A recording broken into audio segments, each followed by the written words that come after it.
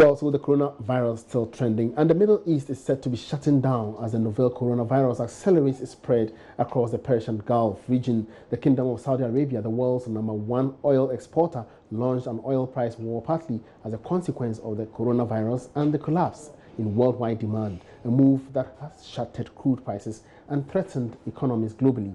Now, oil prices have dropped as much as 10%, hitting below $30 a barrel.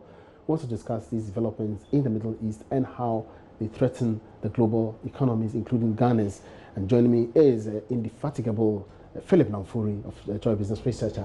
He's joining me here in the studio. Philip, you're welcome. I like the word you just used. Indefatigable. You're always on time. Yeah, thank you. Yeah, so tell us, give us an overview of the situation in the Gulf region. So, oil predominantly is at the fore of this discussion. And as you can see here, I had this display to show one of the major oil exporters in the world.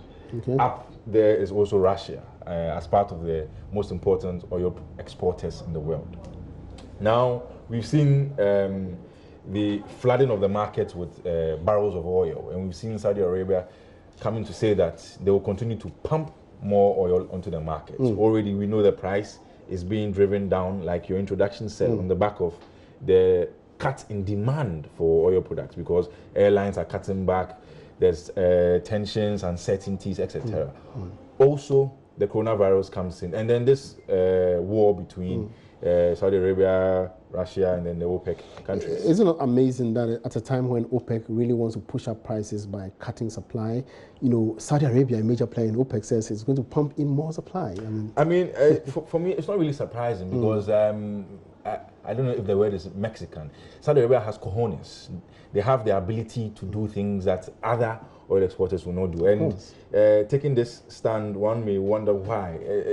As to the exact reason, we will not be able to tell, but we see the effect it's having on the market. And a country like Ghana, where we've struck oil and we've used it as one of the major parts of our economy in terms of funding our budget, etc. And you realize that we pegged ours at 62. Now we're doing 30. If this is sustained over a period of time, obviously loss of revenue. Yes, loss of revenue, and its concomitant effects on other parts of the economy. And look at Nigeria, for example, Angola. Their dependence on oil has severe implications for the economy. We've seen this over the course of the different commodity crises we've had, and now the same issue is in there. And let's bring it down to Ghana. Let's move away from the GCC countries and let's come down to Ghana. Okay. We export some amount, we also import. On the export side, we're going to suffer. If you look at our major commodity exports for the past year or two or so, in terms of the amounts, as in like how much each is bringing us, gold, cocoa, oil, we see that oil has been doing very well in terms of the inflows, because on the back of the new fields we discovered, etc. Now you realize that on the import side, we are going to benefit more or less, because the downstream, finished petroleum products we import. But that's also we're yet to see a very strong effect down here with the expand prices. So I would say now, are we going to suffer that much because we are not predominantly reliant on oil? Because, like you said, we have other primary commodities, cocoa, we have non-traditional exports and other things. Before even the advent of oil, we had all these things. Are we going to suffer because of this geopolitical situation? Emmanuel, we would suffer, but then it depends on managers of the economy to reduce that burden on us. Okay. Because here we have an economy that we are trying to diversify. We've made some strides. But at the same time, these commodities play an essential role. And even though gold is going up because of the movement from risky assets to safe haven assets. Okay. If you have oil coming down and your finance minister has budgeted certain things on the back of oil, it's going to rearrange all this, especially with the free searches and all other things. Exactly. Interesting conversation here, but at this juncture, I want to bring on board, energy expert Ishmael Jokomuhene, who would also add his thoughts on this particular situation. Good afternoon, Ishmael. You're welcome to the market, please. Good afternoon, Emmanuel. All right, now, do you think that it's time that government can dip its hands into the stabilization fund, which was created for times like these? I mean, is it time to go into it, and how much at all could we have accrued? Well, first and foremost, I'm not sure we have enough money in the stabilization fund to be relied close of year 2019, the Bank of Ghana, we had close of $1 million, 380 to be precise. The finance of the capped it at 3 billion. So effectively, pending the inflows for the first quarter, we have only a little over $8 million to play with.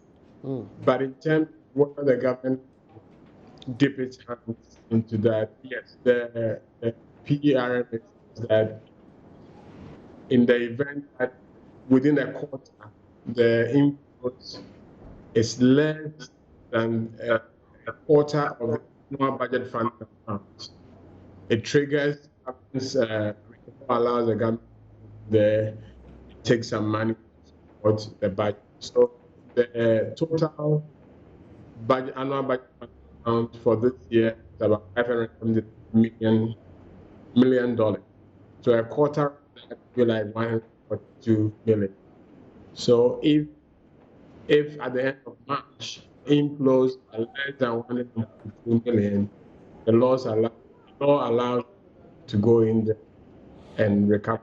Now, is the law specific on time? Does it give timelines or deadlines to which government can? The law says it's a quarterly basis. So at the end of every quarter, there is a projected annual budget funding amount for the quarter, which the year's ABFA divided by 4. Okay, so that's what I'm saying. End of March, government should go to assess and determine whether they were able to take in $103 million. If it's less than that, the law allows then it says that they can recover the lesser 75% of the shortfall or 25% of the total balance in the stabilization. Now, you realize that these geopolitical tensions or situations are not anything new. They come and they go. Do you project that this situation we're having now, below $30 a barrel, as being witnessed on the crude market now, will improve anytime soon? And if not, how should we position ourselves as a country? Emmanuel, it can only get better, because where it is, no investor will make an investment decision, but all the pending projects, they are not viable at below $30. If it doesn't get better, then the future of the industry is a leak. Coupled with the fact that Saudi Arabia, for the first time, is not playing ball with OPEC. So long as they continue to, I heard you asking the question why they are going against the tide. Well, they are very much reliant on oil, and their total budget in most cases is oil. So the more they produce, even the price is lower, the more revenue they get to the economy. So it has to get better. If we continue like this, then we will be at the rock bottom. Now, the U.S. has indicated that it's going to step up or increase its production, its demand of oil. Would this make any improvement in the short term? Yes, they are thinking of buying close to 77 million, exactly, just pumping them down. It's going to make some, because at least there's artificial demand that they are generating to help show up things. Plus, they are also ready to give some money to the oil company, the IOC.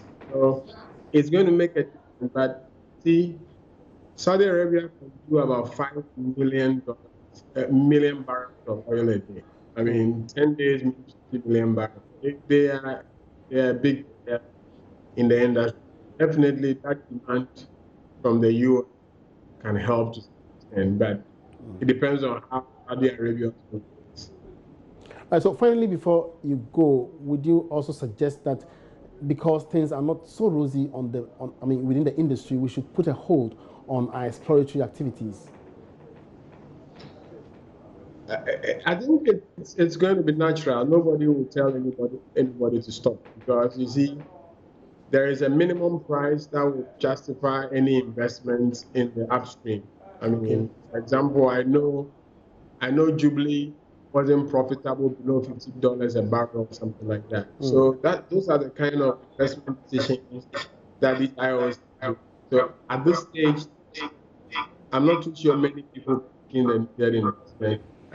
It's not anybody stopping them, but maths probably would for them, so they might decide not to put their investment decisions on hold. They see, except that if you have 4 years to do an investment, then you must as well do it now because where the price is, it can only get better.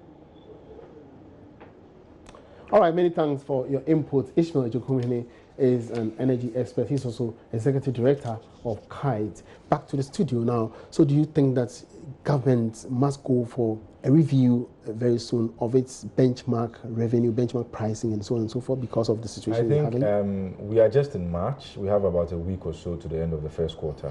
Then we have a few more months to July, where I think the Minister of Finance will be mandated to bring to Parliament again the mid-year review. So let's see how things play out. Let's just pray again that the coronavirus is brought under control and then this price war also subsidized. And then we'll see, maybe there'll be some mention now. But I know some are projecting a continuous downward spiral of the prices. That's not good. So let's see how. That's not too good. Well, so you just hear, and interestingly, the Feds have also cut their interest rate to 0%. I mean, does it interest you in any way? What does it mean? So today I was doing a bit of reading and I was watching some stuff, and I think the markets is some of the sentiment in the market is that the Federal Reserve of United States, their move in the markets, they didn't really do much to bring up, should I say, confidence with regards to stocks and stuff like that. And you would, I also read again that it seems as if central banks the world over cannot do it alone in this time. We need a complement of also the fiscal authorities. So that's from the budgetary side. And like I said to Darrow, I think yesterday, if we have all these measures and there's liquidity flowing in the system for companies and etc., and we have a worst case scenario where nobody goes out to procure items or anything like that, these companies may be cushioned, all right, but if there's no demand coming from anyone, then where are we going? I'm sure you understand what I'm trying to say. Yeah. So you realize that even though it's good on the global level, on the domestic level, we haven't reached any situation where we have our monetary authority, that's the Bank of Ghana, doing some sort of pumping in the economy. But we should keep our eye focused on the next Monetary Policy Committee meeting and see where exactly the rate will go. Is the Bank of Ghana going to hold the rate, or they're going to cut the rate in unison with other central banks, weighing our position as a developing country amidst this global crisis? So I think we should wait. But does it affect our prospective bonds that we intend to? Yes. I mean, this is a time where investors are moving from risk assets to safe haven. We've issued bonds. If investors feel like, you know what, we can't really tell the prospects of this coronavirus issue, I want to hold my funds in cash, I want to put it in gold, then there's a problem for us as a country. So I think the issues are a lot and coming in from all angles, and sometimes synthesizing it is a bit difficult, but we should be able to sit down and see how exactly we're going to benefit. I'm sure the government authorities will come out sometime, I hope so, with some economic assessment of where we are with regards to the coronavirus issue. All right, thank you very much, Philip Namfuri, for that update.